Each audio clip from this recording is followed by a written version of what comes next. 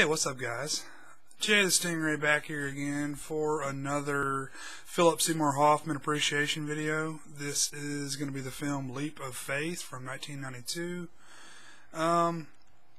This is one that I saw probably in 92, and I didn't really like it very much. I was a huge fan, still am, of Steve Martin, and saw this one. It was probably a little bit over my head for the time when I saw it, so I haven't seen it since, so I didn't really have a very good sense of what this film was about, but I recently watched it again. It is available right now on Amazon Prime to watch for free. If any of you guys have that, you can check it out there. I don't think it's on Netflix or anywhere else that I could find online, but yeah, I watched this film again, and I gotta say I did enjoy it quite a bit more than what I remember from back in the old VHS rental days. But I was expecting more of a straight comedy, and this is not that at all. This is really pretty much a full-on drama with very few comedic times with Steve Martin. But yeah, this has an all-star cast here, just tons of folks in this one. Steve Martin, Deborah Winger, Liam Neeson, Lucas Haas, one of his roles when he was a young boy. Meatloaf, Philip Seymour Hoffman, of course. And Philip Seymour Hoffman plays a relatively small role in this film. I don't really think it was very substantial. Pretty early on in his career, well before the Boogie Nights days where he really got his start. So I really felt like his role could have been played by pretty much anyone because it wasn't really a whole lot to it. He probably had maybe 10 minutes of screen time in the whole film, and that was basically non-speaking roles. He was just on camera, in the back. But yeah, this film was directed by Richard Pierce and written by Janice Cercone, perhaps. But anyway. Film came out in 1992, and it is basically about a faith healer who you know the type. These guys that they're basically con artists, and they come into small towns and set up shop for a few days and rake in some cash and then split and basically make money off of people that are suffering and need help, stuff like that.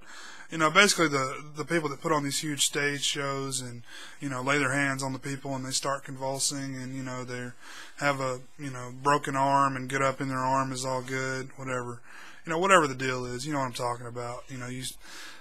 I don't think these really exist quite as much as they used to in the 80s and 90s. I think they were pretty big here in the U.S., but I think that's pretty much gone to more of a television type thing. They do a lot of that on some of these late night cable channels. You see a lot of that stuff, but yeah, Steve Martin plays Jonas Nightingale, and he's the faith healer guy, basically a con artist. He goes around doing his thing, basically robbing people of their money, but what he says, he's putting on a show, and they're paying him for his performance of the night. He compares it to maybe a play in New York City, something like that, as far as entertainment value. But yeah, their bus breaks down in this small town that is a farming community, and this place hasn't had rain in a long time, and they need the rain for their crops for the town to survive because it's basically a lot of farmers and stuff like that. But they show up there, they start doing their thing, starts healing people, making money, and basically Steve Martin and his partner in crime, Jan Larson, played by Deborah Winger, they basically start to get a connection with this town. Jane Larson, she starts a romantic relationship with the sheriff of this town, played by Liam Neeson, and Sheriff Will Braverman. And what I think is unique about Liam Neeson's character is, Liam Neeson's let's see, what is he, Scottish or something? No, he's Irish.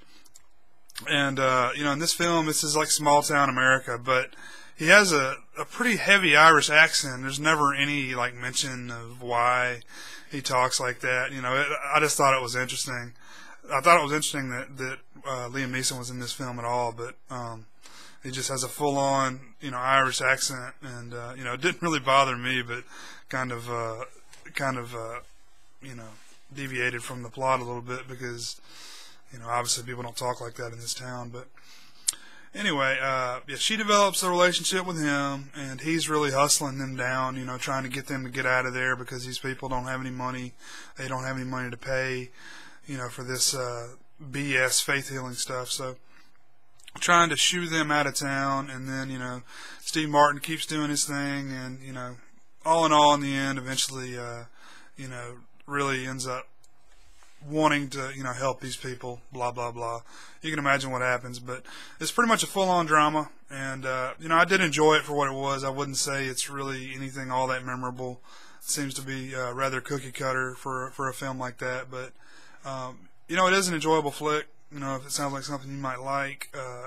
Definitely don't expect a full-on comedy like Steve Martin usually does, but decent movie, and, Philip Seymour Hoffman, gotta love him. Thanks for watching, guys. See you next time. Peace out.